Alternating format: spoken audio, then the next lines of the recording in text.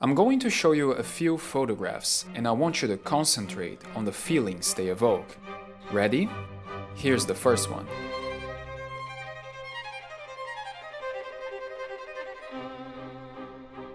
And the second?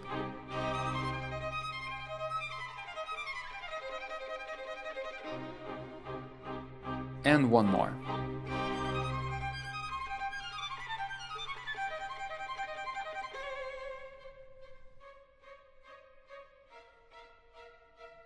If you thought this last image was eerie, if it made you feel strange or nostalgic, you might have just stumbled upon a liminal space.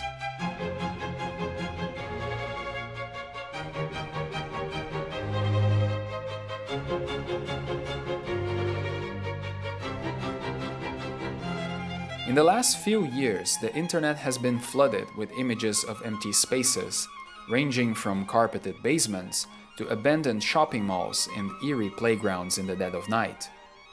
These have been dubbed liminal spaces for their alleged transient properties. They have garnered mass following, with entire internet communities dedicated to them. But what is liminality? Where has this phenomenon come from? And are all photographs of empty spaces inherently liminal?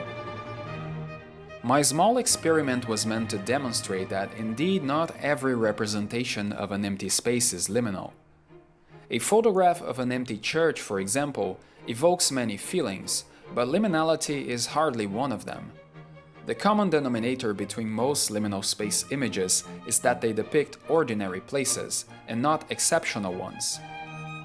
I believe the current developments of technology and internet culture have led to an inevitable awareness of the properties of the space around us. But rather than leading to change, this awareness has resulted in mimification. It has led to aesthetics instead of politics. The main objective of this video is to pose this simple hypothesis, that liminal space images are a historical phenomenon characteristic to late capitalism. I will argue that liminal spaces have two distinct sides. One is objective, a product of the need for constant flux under capitalism. The other is subjective, a consequence of the endless spread of images in capitalist culture. By chasing these two different perspectives, I hope I'm able to shed some new light onto this fascinating topic. So buckle up and get ready to embark on a journey through liminal spaces.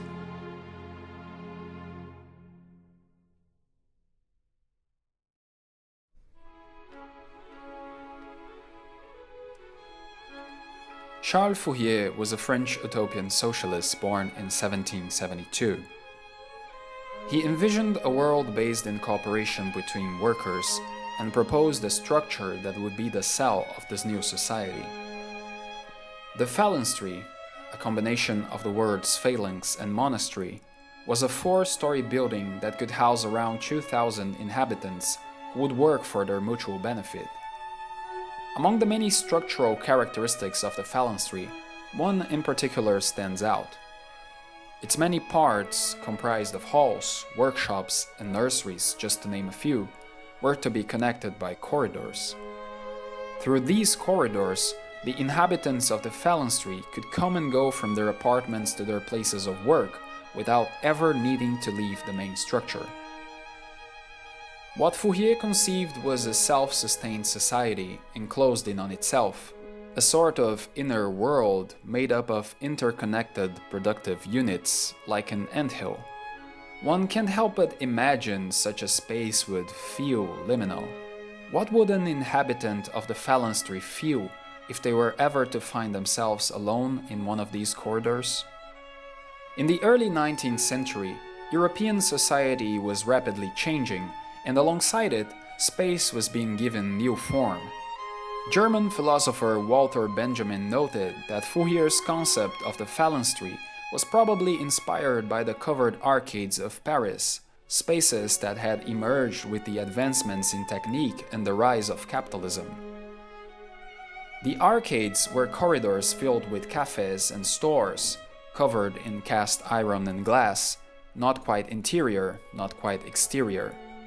In them, one could wander among the crowd and peruse the shop windows in what was essentially a new social practice intimately connected to the rise of individuality and consumer society. The arcades of Paris expressed the need for a new type of space.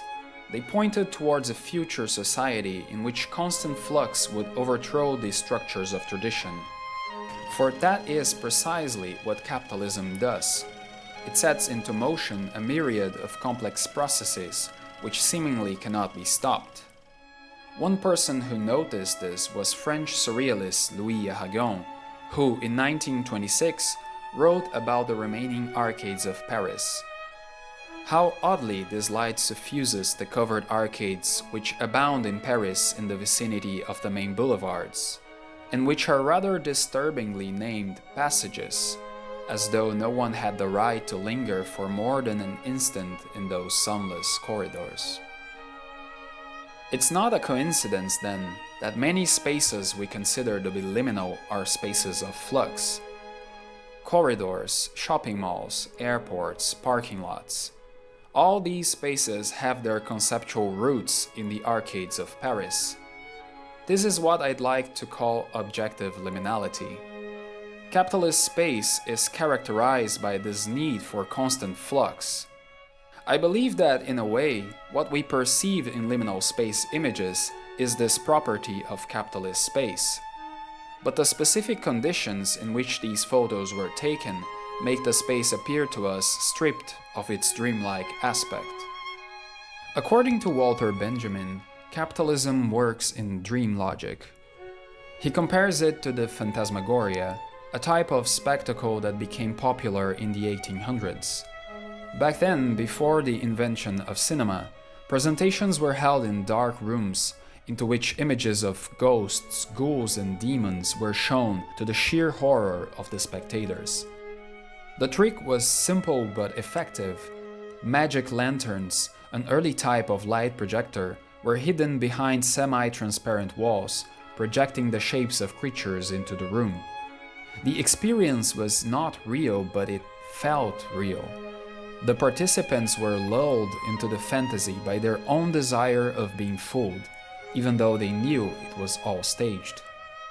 Likewise, Benjamin believed that the promise of capitalism could only be fully experienced as a dream. That is the experience of the arcade. There, one enters the state of flux of consumerism, allowing oneself to become part of the dream. One forgets about the hidden machines which project this spectacle. Yet, as we catch a glimpse of these spaces of flux when they are completely devoid of life, we witness the empty scaffolding of capitalism, specters of utility without use. There is a question that is echoed in a few video essays on liminal spaces. What if these walls could talk? It seems that a common answer is they would say nothing, that liminal spaces can't communicate anything because they lack human presence. But is that truly the case? Would these walls have nothing at all to say? In his famous essay on Baudelaire, Benjamin muses on a similar topic. Had the commodity a soul, what would it desire? In his words, if there was such a thing as a commodity soul, it would be the most empathetic ever encountered in the realm of souls, for it would be bound to see every individual as a buyer in whose hand and house it wants to nestle.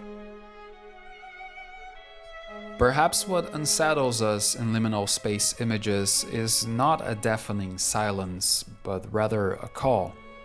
These walls would want us to inhabit them. Their voice is an invitation. There can be no dream without dreamers.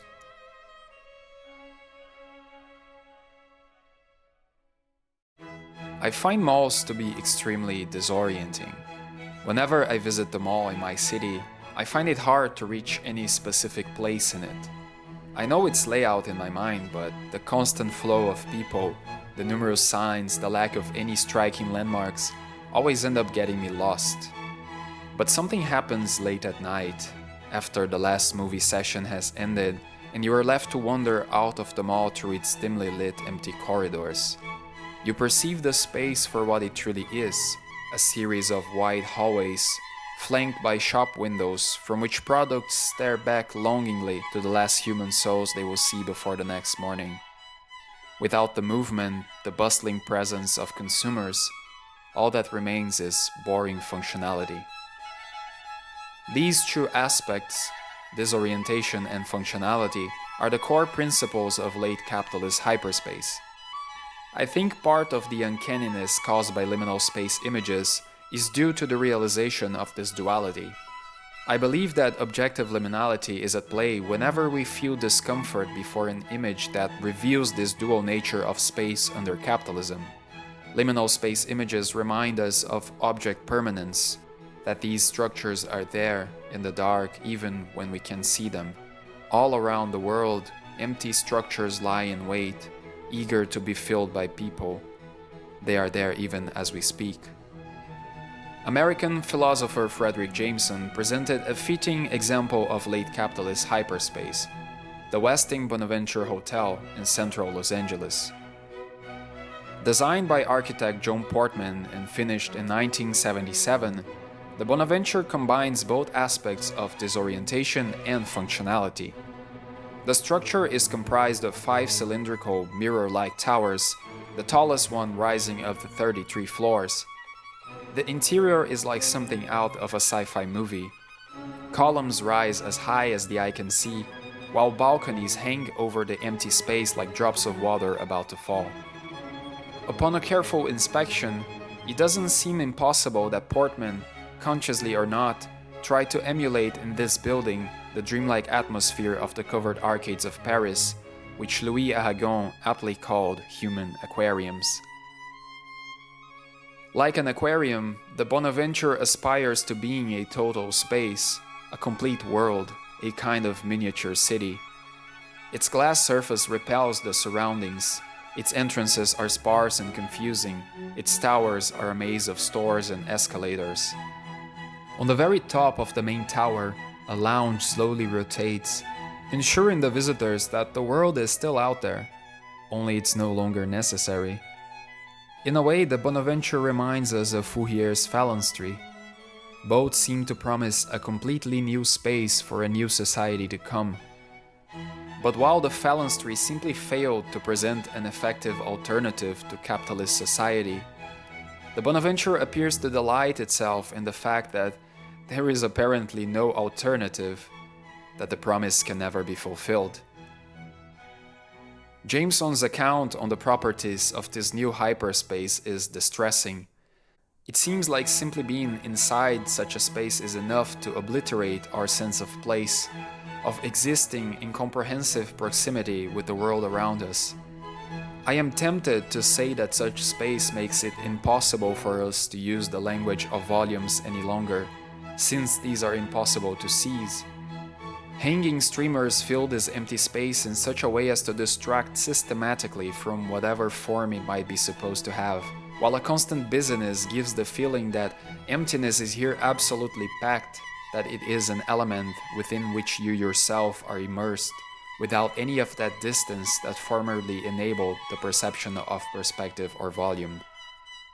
But disorientation is only one aspect of late capitalist hyperspace. It's the aspect that lulls us into the flux state of consumerism. Like the phantasmagoria though, there are hidden machinations which keep the show from falling apart. Again, in Jameson's words, the hotel rooms are visibly marginalized. The corridors in the residential sections are low-ceilinged and dark, most depressingly functional, while one understands that the rooms are in the worst of taste. Here, in the most unassuming of places, the Bonaventure reviews the limits of hyperspace, at least the limits so far. It's still a hotel, a place designed and made by humans and for humans, and as such, it must account for the most basic of human needs. Ironically, the dreamlike state of capitalism is one we partake in mostly while physically awake. At the end of the day, a bedroom doesn't need to be anything other than a room with a bed in it. Like the shopping mall after hours, the inner corridors and rooms of the Bonaventure reveal the infrastructure required to maintain the spectacle of capitalist space. That is precisely what objective liminality is: the discrete imposition of a type of spatial order designed to enable constant movement and circulation. Liminal spaces are oppressive, but in the friendliest manner. We are simply not supposed to think about them, to notice their function. As with the phantasmagoria, we are meant to concentrate on the spectacle and not in what might be hiding behind the curtains. The genkan is part of any traditional Japanese household. You have probably seen one if you have ever watched any Japanese media. It consists of an enclosed entryway that's usually separated from the rest of the house by being lower than the main floor. It has a practical use which is fairly simple to guess. It's a place to remove your shoes before entering the house, keeping the dirt from outside away. But the genkan also has other uses, which are closely related to its liminal properties. For example, an uninvited visitor might not be allowed to enter the house proper, instead staying in the genkan. As such, the genkan can be seen as a place for brief, mundane dealings, such as receiving a delivery. It's a space that is not inside nor outside the house. It's a threshold, like the Latin root of the word liminal would suggest. Some thresholds contain a ritual aspect that's all but lost in Western society. Again, if we consider the Japanese, stepping through the genkan either to enter or leave the house has its ritual implications. One often, if not always, says "Tadaima" when arriving home, to which the people who are at home normally respond. "Okaeri." The same goes for leaving. These expressions are usually said when the person entering or leaving is still in the genkan or at the door, which both mark the threshold that separates the inside from the outside. Crossing a liminal space in this case demands the performing of a ritual. It's well known at this point that the concept of liminality was coined by anthropologists such as Arnold van Gennep and Victor Turner.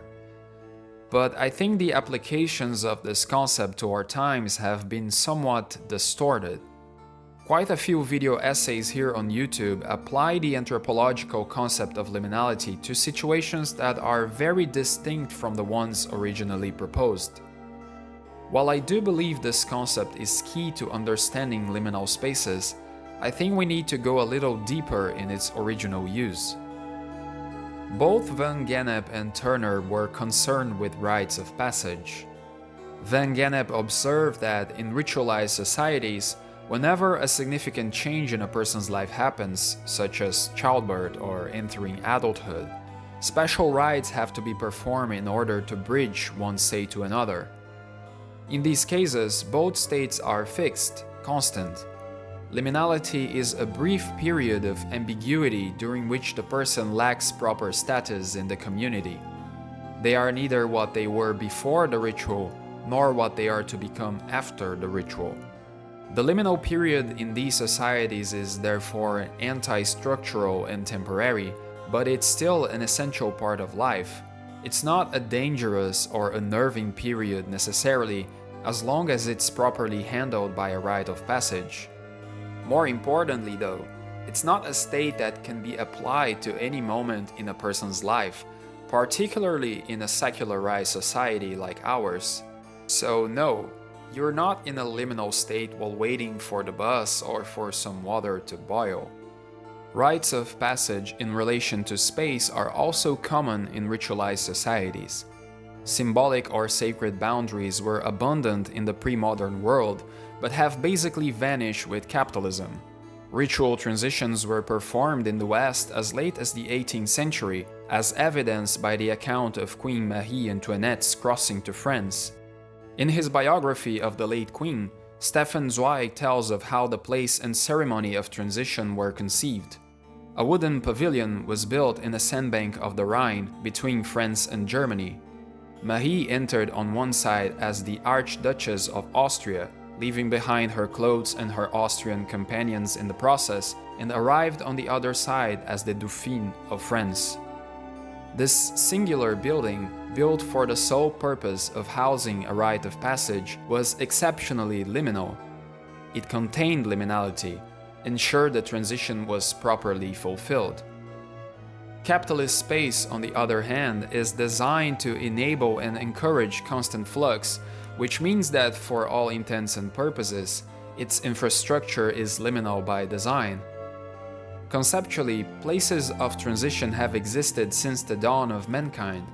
They have been designed and built in many different shapes for various purposes, some of them ritual, some simply practical. The novelty of capitalist space is that it no longer cares if transitions are fulfilled. The liminal spaces of capitalism are not exceptional, they are the standard. They are not meant to contain liminality, but to spread it. But what happened to rituals? Although some everyday rituals still persist to this day, as with the Japanese Genkan, capitalism has mostly succeeded in its efforts of secularization. Rites of passage have been stripped of their spiritual elements, becoming husks of their former selves. Capitalism has set liminality free by making sure that there are no absolute fixed states. Nothing stands still in its wake. The only constants are movement and change. Without any need for resolution, formal transitions have become the subject of bureaucracy, anonymous acts of state performed by an overwhelming organizational network. This scenario leads us to a question: is faceless bureaucracy a suitable replacement for ritual? And more importantly, what could the spread of liminality mean for humanity's future?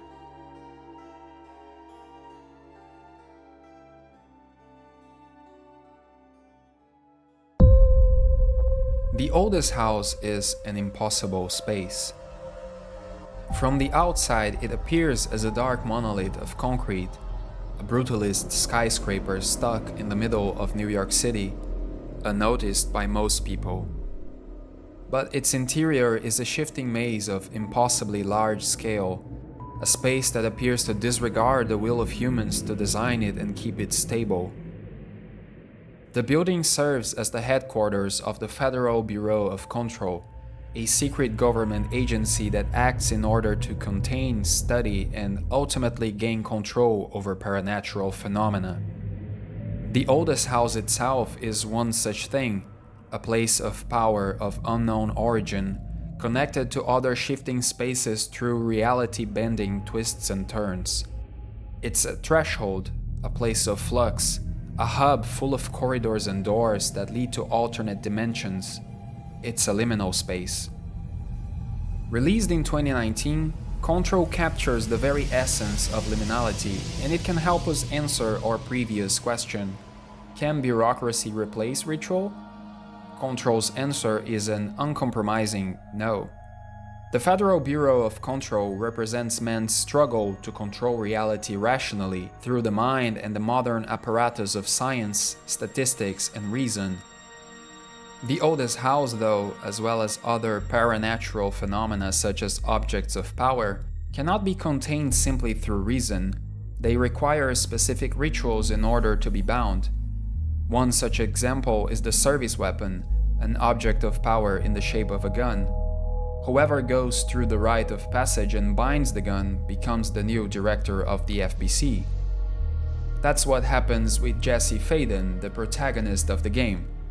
Jesse is a powerful para-utilitarian, a person who's able to contain and control various forms of paranatural phenomena.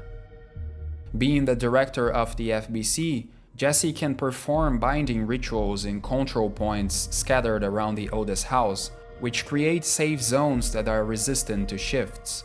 Whenever Jesse binds a control point, the whole space around her transforms, with blocks of concrete moving around like Lego pieces, assuming more traditional shapes and proportions.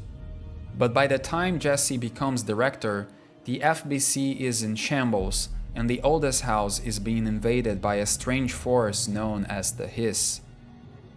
It's not clear whether the Hiss is a sentient entity or simply a type of energy similar, albeit opposing, to life itself. It takes control of human bodies and is hostile to any form of resistance. Its human hosts are distinguished by an ominous red glow and for repeating an endless chant. You've always been the new you. You want this. Can you stop that? It's unknown what the Hiss wants or whether it wants anything at all. It seems to spread like a virus, and much like one, its motives are not completely understandable by our rationale. But one thing is certain, the spread of the Hiss beyond the oldest house is surely a threat to humanity. Reading the many files scattered around the oldest house, we learn that the FBC has researched extensively into the subject of rituals. Control reveals a world in which ritualistic practices and beliefs have not been abandoned, but rather buried deep into human psyche and the collective unconscious. The researchers of the FBC propose that the belief in the power of ideas, symbols, and archetypes is the cause of paranatural phenomena. The ubiquity of rites of passage in all societies throughout history is a testimony to humanity's belief in the power of change and transitions. Thus, it's not unlikely that the oldest house, a place that is the very definition of a threshold, could sprout from the collective unconscious. Control is a game about liminality, but not in an obvious way. It does not use space to simply conceive the uncanny. Rather, it uses exaggerated concepts to represent our reality.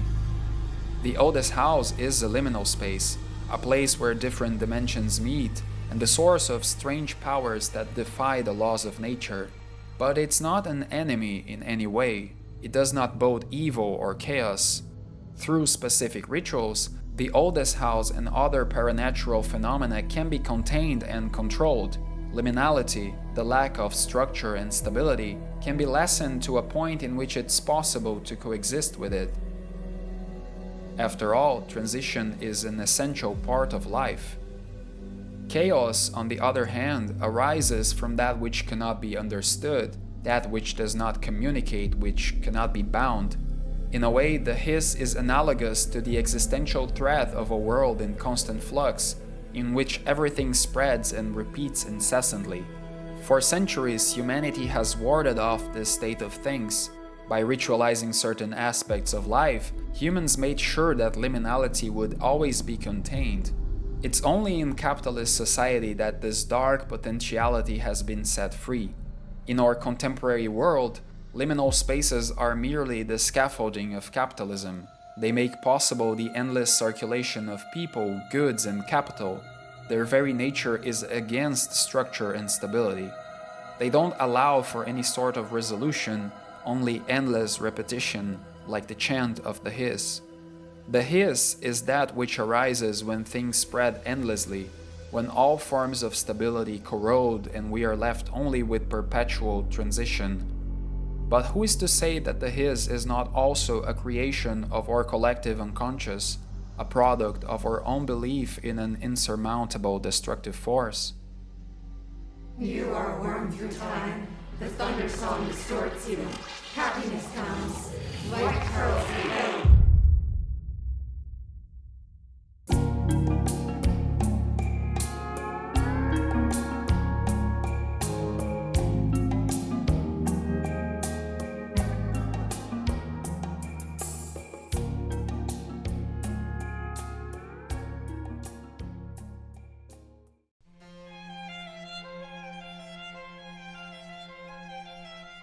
I flicked the switch, and after a few seconds the overhead fluorescent lamps blinked on, flooding the warehouse with white light. There must have been all of 100 fluorescent lamps. The warehouse was much bigger than it had appeared from the outside, but even so the amount of light was oppressive. I shut my eyes against the glare. A minute later, when I opened them again, the darkness had retreated, only the silence and chill remained. The warehouse looked like the inside of a huge refrigerator, but considering its original purpose, that should have hardly come as a surprise. The ceiling and windowless walls had been painted gloss white, but were all stained yellow and black and colors. I couldn't relate to anything. One look told you the walls were built thick and solid, like being packed in a lead box. Suddenly, claimed by the fear that I might never get out of there, I turned around to check and recheck the doors. It would be hard to imagine a more disturbing structure. The kindest thing you could have said about the place was that it was reminiscent of an elephant's graveyard. But instead of the whitened skeletons of elephants with legs collapsed under them, the concrete floor was covered as far as the eye could see with rows of pinball machines. I stood at the top of some steps, staring down on this strange scene. My hand crawled up to my mouth of its own will, then returned to my pocket. The sheer number of machines was overwhelming, 78 to be exact. I took the time to count them over and over again, 78, no mistake. 8 columns of machines were lined up and facing me, each column extending all the way to the back wall. It was as if chalk guidelines had been drawn on the floor. The columns were not an inch off. The whole place was as motionless as a fly sealed in acrylic, not the slightest hint of movement. 78 that's and 78 silences. My only reflex was to move. If I didn't, I felt as if I too would have been counted in with these gargoyles. Surely, the feeling that something is not quite right in a space is not new. The description of this eerie warehouse filled with perfectly lined rows of pinball machines was written by Haruki Murakami in his second novel, Pinball 1973, first published in Japan in 1980. It touches on several cornerstones of what is commonly considered a liminal space, a man-made structure which has had its original use or context stripped away, caught in a state of abandonment and stillness, completely devoid of human activity. However, it lacks the objective liminal properties we have been discussing. It's not a space of flux in the same sense as a hotel corridor or a shopping mall. Feelings are subjective. What one person finds eerie or unnerving may look plain and regular to another person. But in regards to liminal spaces, there appears to be a common theme, a recurring thread of feelings shared by people, especially on the internet. These amount to what I'd like to call subjective liminality, the shared perception that, under certain conditions, representations of spaces, mainly through photography, evoke feelings of eeriness, nostalgia, and sometimes even fear. Mark Fisher identifies the weird and the eerie as two different phenomena. The weird, he says, is constituted by a presence, the presence of that which does not belong. His prime example of the weird is the fiction of H.P. Lovecraft. In Lovecraft, the presence which does not belong is that of the alien, in the purest sense of the word, which originates from the Latin alius, meaning other.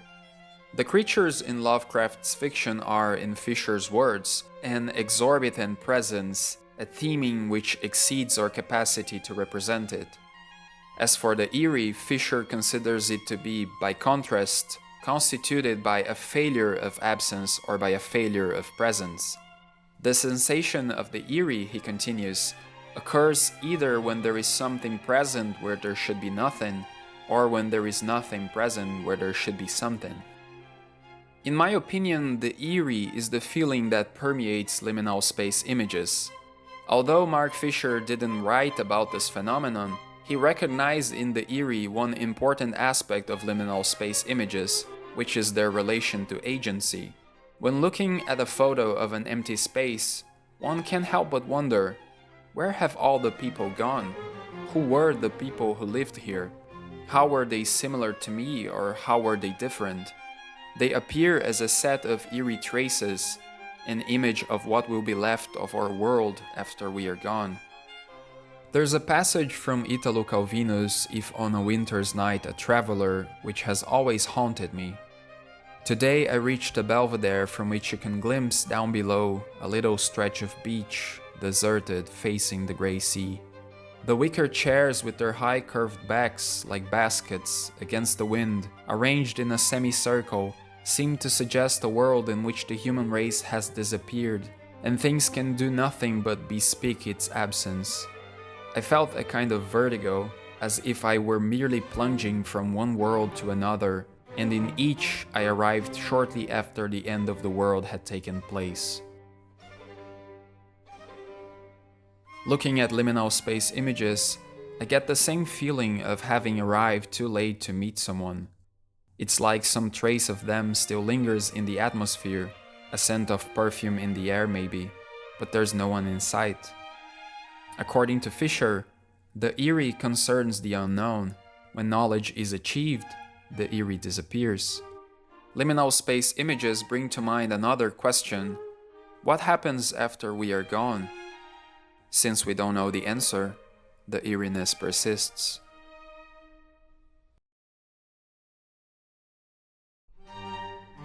The Supper at Emmaus is one of Johannes Vermeer's most distinct paintings. Christ is in the center of the image, enshrouded in a blue robe. His eyes hang low, almost closed, as his right hand is raised gently over a loaf of bread which he has just divided in two. 3 other people observe him. According to the biblical passage, his companions hadn't noticed his true identity until he shared the bread. In that moment of realization, Jesus vanished. Vermeer's painting seems to hang in that instant, right before his disappearance.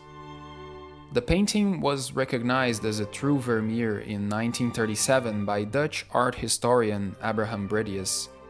It was bought by the Rembrandt Society and donated to a museum in Rotterdam. The next year, it was exhibited alongside hundreds of other paintings of the Dutch Old Masters. An art critic praised it as the spiritual center of the whole exhibition. In the rather isolated area in which the Vermeer picture hung, it was as quiet as in a chapel. The feeling of the consecration overflows on the visitors, although the picture has no ties to ritual or church. What the art critic felt in the presence of the Vermeer was its aura. Walter Benjamin defined the aura of the work of art as its presence in time and space, its unique existence at the place where it happens to be. Aura is for Benjamin like a halo that emanates from the work of art and surrounds it, giving it its authenticity. It's what makes each piece of art unique, like a mountain range or the branch of a tree. Vermeer lived in Delft in the 17th century, the time of the Dutch Golden Age, and is renowned as one of the most important Dutch artists of all time. Details about his life are still being unearthed to this day, so it's pretty safe to say that to stand in front of a recently discovered Vermeer nearly 1 century ago must have been a profound experience. There's only one problem. The Supper at Emmaus was a forgery. Enter Han van Meegeren, a man who shook the European art world by revealing he had faked several Vermeer paintings, one of which ended in the hands of none other than Marshal Hermann Goering of Nazi Germany fame. Van Meegeren's forgeries pose an interesting question about aura and authenticity. What do we make of art when its reproduction is no longer impossible? Walter Benjamin asked the same question a few years before Van Meegeren's forgeries came to light. He proposed that aura withers in the age of mechanical reproduction. He was referring naturally to the rise of photography and cinema. By making works of art widely available, technique substitutes their unique existences. Mechanical reproduction brings the object reproduced close to the viewer, bridging the distance which constituted its aura. The paintings on the roof of the Sistine Chapel were enveloped in aura because they were in that place and nowhere else. One had to travel to the Vatican in order to see them, and even still, they were so high above that the finer details, into which Michelangelo hid secret anatomical references, were impossible to discern. Van Meegeren's forgeries maintained aura because they were not simple copies. He created new pieces in the same style of Vermeer, and his technique was so accurate that no one could tell they were fake. Photography, on the other hand, multiplies the object and substitutes the cult value of the work of art for exhibition value. This is where the constant flow of capitalism enters the picture. By making images widely available, capitalism accentuates art as a thing to be shown everywhere and not as something exceptional. It makes art approachable, but also ordinary. What does that say about liminal space images? Surely the spaces that have been photographed and turned into an internet phenomenon have nothing special about them. They are not unique in any way, so they didn't have any aura to speak of. But I believe two things are lost with these photographs. The first is context. In a way, the original context of these images is something akin to the aura of the work of art. When we see this image of an empty basement, we know nothing of its origins. It has no presence in time and space. It feels as if it could be any basement, the basement of one's childhood memories. The image becomes a blank canvas, a vessel for us to fill with our projected emotions. But in truth, this image has an origin. Every image does. The basement photo was posted on Flickr on April 7, 2007, along several other photos of someone's empty home. But once on the internet, the photo spreads, carrying only its frozen stillness. The image is haunted, not by a ghost, but what it's lacking, which are the conditions of its existence, its presence in time and space, the human relations which it housed. Life becomes absent. All that's left is its setting. The other thing that is lost in liminal space images is the human. Benjamin thought that the human face was aura's last stand against mechanical reproduction. It is no accident that the portrait was the focal point of early photography. The cult of remembrance of loved ones, absent or dead, offers a last refuge for the cult value of the picture. For the last time, the aura emanates from the early photographs in the fleeting expression of a human face. This is what constitutes their melancholy, incomparable beauty. But as man withdraws from the photographic image, the exhibition value for the first time shows its superiority to the ritual value. One becomes many, presence becomes absence. Aura becomes Eeriness. Why is it that we long for liminal spaces? Why do we seem to crave a world without human beings? What is it that we secretly desire? This is where the liminal space trend started. An image depicting an empty room with beige carpet and faded yellow wallpaper, bathed in anodyne artificial lighting. The short story attached to the image quickly started an internet phenomenon. If you're not careful and no clip out of reality in wrong areas, you'll end up in the backrooms, where it's nothing but the stink of moist carpet, the madness of mono yellow, and the endless background noise of fluorescent lights at maximum humbus, and approximately 600 million square miles of randomly segmented empty rooms to be trapped in. God save you if you hear something wandering around nearby, because it sure as hell has heard you. One thing that fascinates me about this creepypasta is how it blurs the line between reality and simulation. No clip refers to an action in video games by which a player passes through solid objects like walls or the ground, gaining access to places they were not meant to see. It's a common method of exploring virtual environments and learning about the design process of games, but it's also something that can happen accidentally because of a glitch. The Backrooms creepypasta suggests that reality as we know it is somehow liable to this type of glitch, that the laws we thought govern the universe may be susceptible to unforeseen changes, and that a dark reality may lurk underneath it. French sociologist Jean Baudrillard proposed that capitalist society has reached a state of simulation. His concept of simulation is not something like the backrooms, though. For Baudrillard, simulation is the state of a society in which everything that wanted liberation has been set free. Every cultural and artistical endeavor has been explored and exhausted. Every avenue of political or ideological development has already been walked, whether actually or potentially. Every desire, every dream has been tested and discarded. In this world, all we are left with is the aftermath of all the possible utopias, a state of interminable reproduction. Thus, the phenomenon of the backrooms hinges on simulation in more than one sense. The backroom's original image and creepypasta have been gradually expanded over the years to include many layers or levels. The additions cover innumerous internet aesthetics such as the pool rooms and dreamcore. As it is now, the backrooms is a collective internet project that, accidentally or not, seeks to catalog every possible iteration of space and its representations.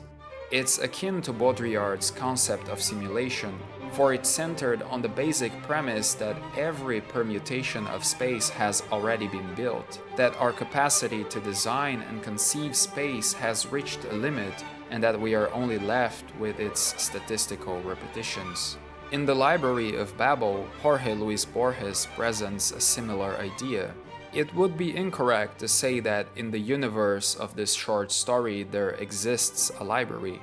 The library is the universe. It's comprised of hexagonal galleries, each connected to 4 other hexagons through 2 corridors and an endless spiral staircase. The walls of each hexagon are covered with bookshelves, which are filled with the same number of books, all containing the same number of pages and characters. Everything is written in these books, an intricate account of every life that has ever existed, as well as an almost perfect copy of said account, with only one incorrect fact. Every philosophical treatise alongside every possible refutation to its thesis, which in turn also have their own refutations. Every truth and every lie are hidden there somewhere, waiting to be found. The question is not if it's possible to reach the truth, but how to reach it. For the library is infinite, and every hexagon is identical to the last one and the next. Liminal space images are a symptom of the excess of science in our culture, but also one of its many causes. Baudrillard proposed that through endless repetition and sharing, concepts lose their meaning. He called this phenomenon transparency. Transparency is similar to semantic satiation, which causes a word to temporarily sound weird or meaningless due to its repetition. The very notion of design space has become transparent because it has been repeated endlessly, both through images and first-hand experience. As technology advances, design spreads and overtakes the natural environment. Nature has no intent, no logical order behind it, and thus no design. But as we move away from nature, as we try to expel it from the spaces we live in, we also have to live with the overbearing oppression of design. In the Library of Babel, people believe that the elegant design of the universe can only be the work of a god. But our creations speak of no such divinity. They are empty, a barren landscape of our own conception. We have reached a point in which the internet has become a repository of every image ever made or conceived. Every man-made space is design, but since design is everywhere readily available, its very meaning is starting to slip away from us. We are constantly overflowed with images of spaces designed by humans, to the point that these images have lost any semblance to real lived-in spaces. Likewise, liminality has also become transparent. Going back to anthropology, liminality is supposed to be a transitory stage between 2 constant states of being. But since capitalism is based on continuous flux, liminality has spread everywhere. Baudrillard used a biological analogy to describe the sum of all these processes: metastasis. He saw capitalist society as a cancerous organism that suffers from its own unstoppable growth. The cells of this organism have become resistant to apoptosis. They no longer die. Instead, they proliferate way beyond their intended limits, driving the organism towards its own destruction. A world of uncontrolled proliferation, of unbound liminality. What does such a world look like?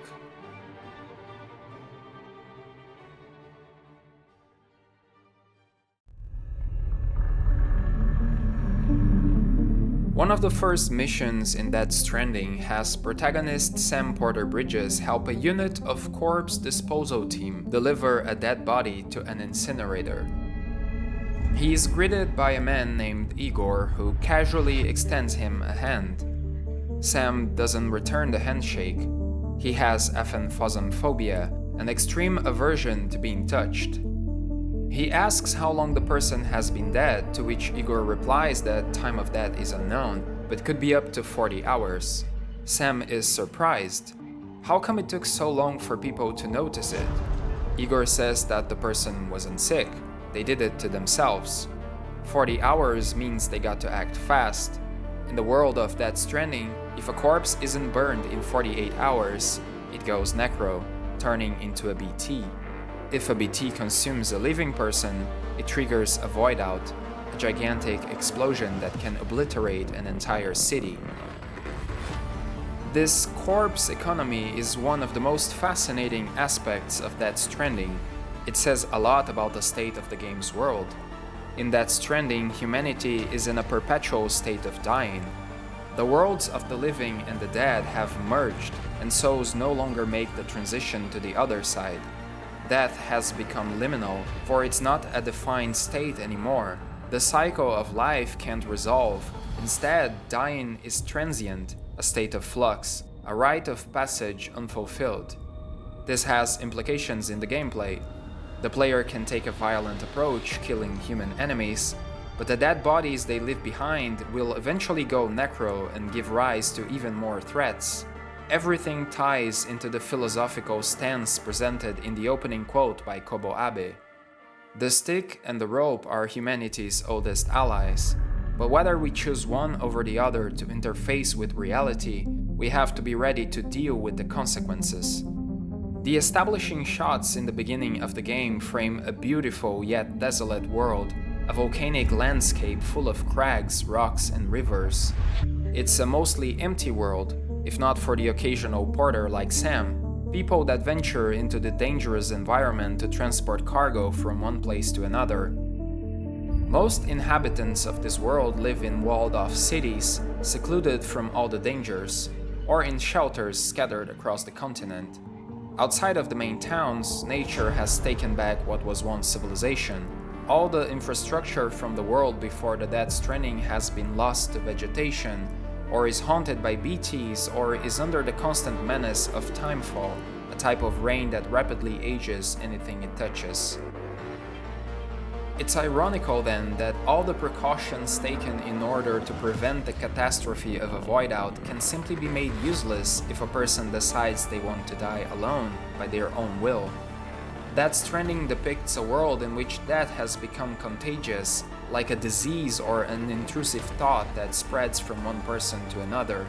As such, death should be avoided by all means, for it's not a private matter, but one that concerns all society. Dying is a natural process, an unavoidable part of the cycle of life itself. Humanity has dealt with death in many different ways over history, through ritual, art, philosophy, religion, science. All these approaches have the same goal, making death understandable, acceptable. Death Stranding asks a simple question: what happens to a world that can't deal with death? For if death is not permanent but a continuous state, it's only reasonable that life itself is also without its proper resolution. Death Stranding's foresight didn't go unnoticed. The game was released in 2019, only months before the outburst of the COVID-19 pandemic. Suddenly, everyone was forced to self-isolate on the risk of spreading death. The world envisioned by Hideo Kojima became real, if only less metaphorical. There was nothing symbolic about the pandemic. Humanity's connection, the very thing that Death Stranding advocated for, made it impossible to control the spread of the virus. Kojima himself has stated in interviews that his view on connection changed after the pandemic. Death Stranding was originally conceived as a counterpoint to the growing isolation and division of society. But the pandemic showed that the idea of complete integration through the metaverse, the perpetual connectedness of the internet, would not mend a fractured society. It's also ironical that connection should be delivered by a person who can't stand the human touch. In the game, Sam's phobia is a metaphor for his past traumas, and his fear that connecting again could bring about more death and misery. It's something he learns to overcome throughout the game, more so through the personal connections he makes than through the chiral network he helps to establish. On his journey west, Sam meets many people, but most of them are not there in the flesh. They are holograms, projections of people that, although connected, dare not leave the safety of their bunkers. The chiral network is a phantasmagoria, projections of images that mimic a connected society, but it's all a sham. I'd say that even though Kojima changed his view on connection, Death Stranding still holds true in many regards. It depicts humanity on the brink of extinction, frightened of having real contact, and counting on the metaverse to survive. Death lurks around every corner, unresolved, menacing. The world is completely empty, filled only with ghosts and holograms, projections of something else, of things whose origins have long been forgotten. But there is still a ray of hope. Death Stranding presents us with an idea which is turned into a motto, building bridges, connecting things in meaningful ways. And although this mission seems impossible at first, to connect everything that has spread, that has grown apart, that has grown distant from its essence, it's still a mission which we face head-on. The rope, along with the stick, are two of mankind's oldest tools. The stick to keep the bad away, the rope used to bring the good toward us. Kojima would eventually evolve his views, admitting that the rope is not the solution to every problem. But perhaps we can indulge in a bit of optimism. Maybe building bridges can actually fix a thing or two.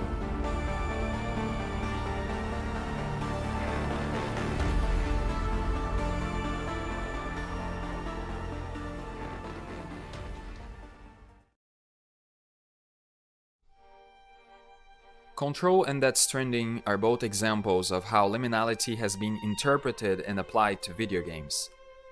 Alongside the phenomenon of liminal space images on the internet, they evidence humanity's growing awareness of the properties of capitalist space.